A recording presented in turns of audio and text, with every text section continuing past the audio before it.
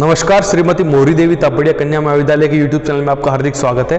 मेरा नाम है जितेंद्र प्रजापत और हम BA पार्ट 1 के अंदर मेमोरी पढ़ रहे थे। मेमोरी में हमने कल देखा कि किस प्रकार से read only memory, RAM, RAM, random access memory, ये किस प्रकार से कार्य करती है। आज हम बात करेंगे रीड ओनली मेमोरी या फिर RAM के बारे में बात करेंगे। RAM कैसे काम करती है, कितने टाइप की होती है, ये हम देखेंगे। तो पहली जो होती है, जो हमने बताया था कल कि RAM दो प्रकार की होती है। DRAM मतलब डायनेमिक रैंडम एक्सेस मेमोरी और SRAM मतलब स्टैटिक रैंडम एक्सेस मेमोरी। क्या होती है DRAM, चलिए देख लेते हैं। इसका पूरा नाम डायनामिक रैंडम एक्सेस मेमोरी होता है। इसके अंदर स्टोर करने के इसमें डेटा को स्टोर करने के लिए बाह्य सर्किट का प्रयोग किया जाता है। जो है आउटर सर्किट जो होता है उसका प्रयोग किया जाता है। ये जो SRAM होती है, स्टैटिक रैम होती है, उसकी तुलना में सस्ती और कम विद्युत खर्च करने वाली होती है। इसके अंदर क्या होता है, इलेक्ट्रिसिटी भी कम यूज खर्च होती है। क्यों? क्योंकि आप जो सर्किट है वो बाहर से दे रहे हो। इसी कारण DRAM का जो प्रयोग है वो SRAM की तुलना में अधिक किया जाता है। DRAM के कुछ एग्जाम्पल्स हैं, आप एग्जाम्पल्स हमेशा याद रखिएगा। जैसे आपके पूछ लिया गया एग्जाम में कि DRAM क्या है, आपने 2 लाइनें लिखी, अगर आपने 2 भी एग्जाम्पल लिख लिए तो आपको पूरे नंबर उसके अंदर मिल जाएंगे। तो उसका एग्जाम क्या है, SDRAM, synchronous dynamic random access memory. इसके बाद क्या है, DDR SDRAM मतलब double data rate synchronous dynamic random access memory. ये चीजें आप हमेशा याद रखिएगा। RDRAM मतलब Rambus dynamic random access memory. ये सब चीजें आपको याद रखनी चाहिए। उसके बाद अपन बात करते हैं SRAM। SRAM क्या होती है, इसका पूरा नाम होता है स्टैटिक रैंडम एक्सेस मेमोरी। क्या होता है, स्टैटिक रैंडम एक्सेस मेमोरी। इसमें डाटा को स्टोर करने के लिए इसके अंदर ही बने सर्किट्स का प्रयोग किया जाता है। इसके अंदर ही कुछ सर्किट बने होते हैं, उनका प्रयोग किया जाता है। ये DRAM की तुलना में काफी जटिल और महंगी होती है और इनके लिए जो विद्युत जो खर्च होता है वो भी अधिक होता है। इसका प्रयोग जो होता है, पर ये क्या बहुत अच्छी होती है, क्वालिटी इनकी बहुत अच्छी होती है, इनकी रिलायबिलिटी जो बहुत अच्छी होती है। इसलिए इनका जो प्रयोग है वो इंजीनियरिंग के लिए या फिर वैज्ञानिक जो है वो उसका उपयोग करते हैं। ये था आपका RAM। हमने अभी क्या पढ़ा, RAM के अंदर क्या था, 2 DRAM और SRAM। ये हमने पढ़ लिया। अब हम बात करेंगे ROM की, रीड ओनली मेमोरी की। रीड ओनली मेमोरी क्या होती है, कैसे काम करती है, चलिए चर्चा करते हैं। ये एक विशेष प्रकार की मेमोरी होती है, इसे संक्षिप्त में रोम कहते हैं, मतलब रीड ओनली मेमोरी। इसके अंदर कुछ प्रोग्राम्स पहले से सेव किए हुए होते हैं जिन्हें माइक्रो प्रोग्राम्स कहते हैं। मैंने बताया था ना कि कोई भी सिस्टम जब काम आप यूज लेना चाहते हो, कोई भी प्रोग्राम, जैसे आपका फोन भी आता है सबसे पहली बात, तो उसके अंदर ऑलरेडी पहले से कुछ सॉफ्टवेयर तो बने हुए ही होते हैं, ताकि जब आप उसको पहली बार यूज लें तो आपको ऐसा ना लगे या फिर आपको पता ही ना हो कि उसके अंदर किस प्रकार का सॉफ्टवेयर काम में आएगा, तो आप उसको समझ नहीं पाओगे। तो बेसिकली वो भी जो आप ऑपरेटिंग सिस्टम यूज ले पाते हो वो अलग चीज है, पर कंप्यूटर जब आप लेते हो जिसके अंदर कुछ भी एक बिना कोई सॉफ्टवेयर के आता है, तो उसके अंदर भी बायोस नाम का एक सॉफ्टवेयर होता है, जो कि एक सिस्टम सॉफ्टवेयर होता है जो इसको मैनेज करता है कि आप उसके अंदर नया सॉफ्टवेयर कर सकते हो। उसको हम क्या कहेंगे, रीड ओनली मेमोरी। क्या बोलता है ये, जब कंप्यूटर को बूट मतलब ऑन किया जाता है तब आप सबसे पहले रोम में स्टोरेज, रोम के अंदर जो स्टोर होता है, बायोस प्रोग्राम जो स्टोर होता है, उसको आप लोड होते देखते हो। आपने देखा होगा कभी भी जब कंप्यूटर स्टार्ट होता है तो एक कंपनी का नाम आता है सबसे पहले। कंपनी का नाम आने के बाद आपका जो है वो विंडोज शुरू होता है। जैसे आप फोन स्टार्ट करते हो तो सबसे पहले कंपनी का नाम आता है, उसके बाद जो है वो एंड्रॉइड शुरू होता है। इसको हम क्या कहते हैं, रीड ओनली मेमोरी के अंदर सेव किया हुआ वो प्रोग्राम, जो उसके हम माइक्रो प्रोग्राम्स भी कहते हैं। ये प्रोग्राम, ये ऑपरेटिंग जो सिस्टम होता है उसके जो भाग होते हैं उनको सेकेंडरी स्टोरेज से रैम में लोड करते हैं और उनको यूजेबल बनाते हैं, ताकि आप जब उसको सिस्टम को यूज ले पा रहे हो तो आपको परेशानी ना हो किसी भी प्रकार की उस सिस्टम को यूज लेने में। जैसे आप एक चीज को समझो कि हमारे पास ये सेकेंडरी मेमोरी है, ये रैम है, और अपने पास क्या है, ये एक प्रोसेसर है। अब मेरे पास क्या प्रॉब्लम है कि मेरा जो सिस्टम सेव होता है वो सारा का सारा सेकेंडरी मेमोरी में सेव होता है। क्यों? क्योंकि यही तो चीज है जो परमानेंट रखती है। यहां पर तो जो चीजें होती है वो लाइट गई और बात खत्म। जैसे आपने स्विच बंद किया, आपने कंप्यूटर को शट डाउन किया, सारा डाटा चला गया, तो यहां तो पर रख नहीं सकते, तो हम यहां रखते हैं। फिर क्या होता है कि जैसे आपने सिस्टम ऑन किया तो रोम जो होती है उसके अंदर कुछ विशेष प्रकार के माइक्रो जो है वो प्रोग्राम होते हैं, जो क्या करते हैं, यहां से ऑपरेटिंग सिस्टम ओएस जिसे कहते हैं, ओएस को उठा के यहां डालते हैं। फिर ये जो है वो इससे कम्युनिकेट करता है, बीच में कैश मेमोरी होती है, इसके द्वारा इससे कम्युनिकेट करते हैं। तो अब देखो कि रोम की क्या जरूरत पड़ी हमें, कि जब सिस्टम बंद है, जब सिस्टम पहली बार शुरू हो रहा है, तब यहां पर जो ओएस पड़ा है उसको रैम में लोड करने के लिए हम रोम का प्रयोग करते हैं। रोम की जो प्रकृति होती है वो नॉन वोलेटाइल होती है। वोलेटाइल क्या होता है?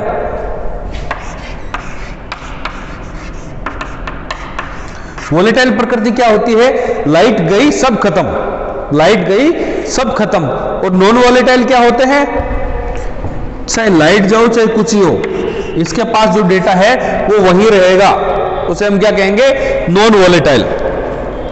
अर्थात इन्हें डेटा प्रोग्राम को स्टोर करने की रखने के लिए सतत विद्युत प्रवाह की आवश्यकता नहीं होती।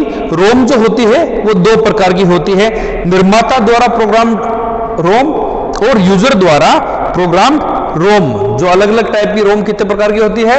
दो। एक तो जो ऑलरेडी जो कोई कंपनी बना के देती है आपको वो, एक जो यूजर बना लेता है खुद की रोम, उसे हम कहते हैं यूजर द्वारा प्रोग्राम रोम। निर्माता द्वारा प्रोग्राम रोम में माइक्रो प्रोग्राम्स को निर्माता द्वारा रोम के निर्माण के समय ही स्टोर कर दिया जाता है। जैसे आप किसी कंप्यूटर को लेने जा रहे हो, किसी सिस्टम को लेने जा रहे हो, तो उसके अंदर ऑलरेडी कुछ जो प्रोग्राम पहले से रन होते हैं, वो क्या होते हैं, जब कंपनी इस कंप्यूटर को बना रही होती है, उस रोम को बना रही होती है, तभी उसके अंदर सारा माल डाल देती है, सारा सॉफ्टवेयर डाल देती है, सारा माइक्रो प्रोग्राम डाल देती है। और इनको प्रोग्राम्स को यूजर जो है वो चेंज नहीं कर सकता। यूजर द्वारा प्रोग्राम की जाने वाली रोम में स्टोर किए गए प्रोग्राम यूजर अपनी आवश्यकता के हिसाब से डालता है। क्या करता है? वो अपने हिसाब से उसके अंदर चीजें डाल सकता है। इस प्रकार की जो रोम होती है, अब हम इसके अंदर देखेंगे रोम के अंदर क्या क्या भाग हैं।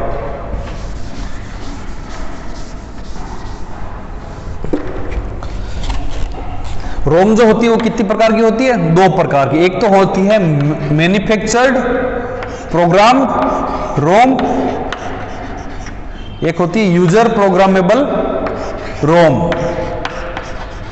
ये भी जो होती है यूजर प्रोग्रामेबल, जो यूजर जो है वो जो प्रोग्राम करता है उसको क्या होगा? प्रोग्रामेबल रीड ओनली मेमोरी, मतलब पीरोम। ईपीरोम क्या है? Erasable programmable read only memory. ये इसके भाग हो गए, आप इसका ध्यान रखना, ठीक है। ये हो गया रोम। रोम दो प्रकार की होती है, मैन्युफैक्चर्ड जो मैन्युफैक्चरिंग जो कंपनी होती है वो पहले से बना के देती है, यूजर जो होता है वो यूजर अपने हिसाब से बनाता है। ये भी दो प्रकार की होती है, प्रोग्रामेबल रोम और होती है इरेजेबल प्रोग्रामेबल रोम। क्या कहता है इसके अंदर कि पी रोम में एक बार प्रोग्राम को स्टोर करने के बाद इसको परिवर्तित किया ही नहीं जा सकता। जैसे यूजर ने क्या किया कि 10 माइक्रो प्रोग्राम्स को इसके अंदर स्टोर किया, तो वो हमेशा के लिए इसके अंदर, तो हमेशा के लिए वो वहां पर हो गए और उसको अब आप चेंज नहीं कर सकते। क्या नहीं कर सकते? उनको चेंज कर ही नहीं सकते। जबकि ईपीरोम के अंदर क्या होता है? प्रोग्राम्स को आवश्यकता के अनुसार समय समय पर बदला जा सकता है। ईपीरोम में क्या होता है? इरेजेबल है ये का मतलब क्या हुआ? इरेजेबल के मतलब पहले वाली चीजों को हटाया जा सकता है, दूसरी चीजों को इसके अंदर लोड किया जा सकता है। ठीक है, ईपीरोम में संग्रहित प्रोग्राम्स को डिलीट करने के लिए अल्ट्रावायलेट किरणों का प्रयोग किया जाता है या फिर इलेक्ट्रिक चार्ज का प्रयोग किया जाता है। यह चीज आप ध्यान रखना कि ईपीरोम के अंदर किस पद्धति से, फिर किस प्रकार से हम चीजें डिलीट कर सकते हैं, अल्ट्रावायलेट किरणों के माध्यम से या फिर इलेक्ट्रिक चार्ज के माध्यम से।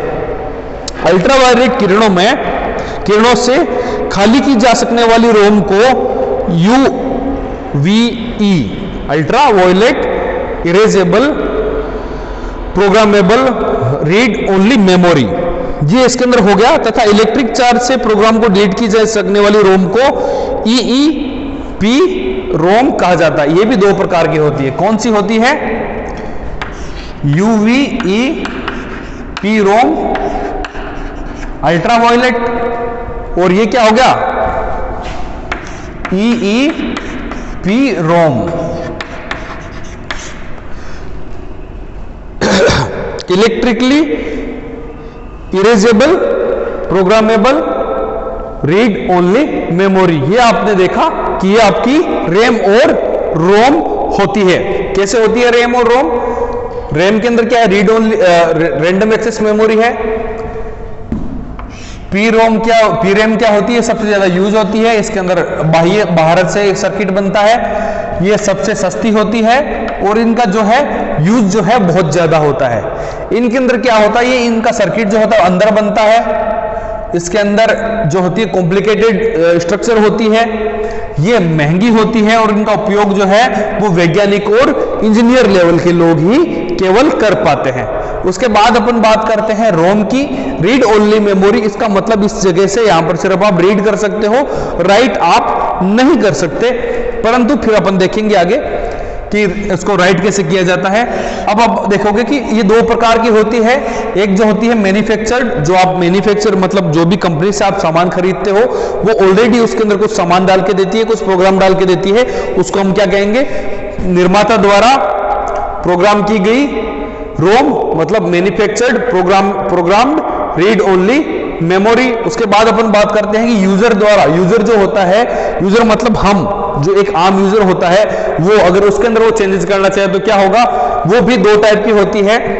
पीरोम होती है, प्रोग्रामेबल रोम होती है कि भाई एक बार लेके आए आपने जो भी उसके अंदर डेटा डाला, अब वो सेव हो गया, अब वो उसके अंदर से नहीं हटेगा।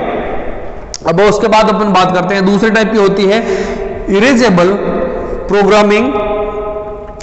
Programmable read only memory. इसका मतलब उसको चेंज किया जा सकता है। एक बार आपने कुछ उसके अंदर प्रोग्राम्स डाले, कुछ समय बाद आपको लगा कि नहीं ये तो मुझे वापस चेंज करना पड़ेगा, तो आप उसको चेंज कैसे करोगे?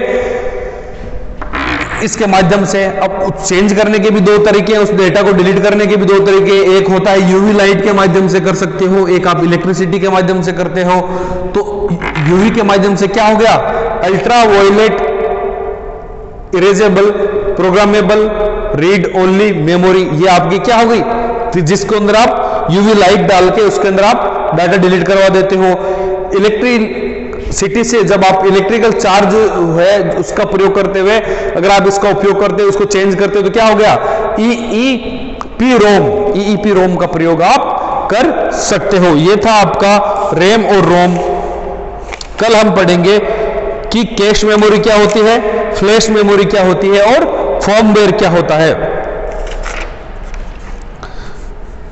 आई होप आपको ये सभी चीजें समझ में आई होगी। अगर आपको कुछ चीजें समझ में नहीं आई हो तो आप मुझे कॉल या मैसेज कर सकते हैं। बने रहें हमारे साथ, अपने स्वास्थ्य का खूब ध्यान रखिएगा, अपनी पढ़ाई खूब करिएगा। इस चैनल को लाइक करें, शेयर करें, सब्सक्राइब करें। धन्यवाद, टेक केयर।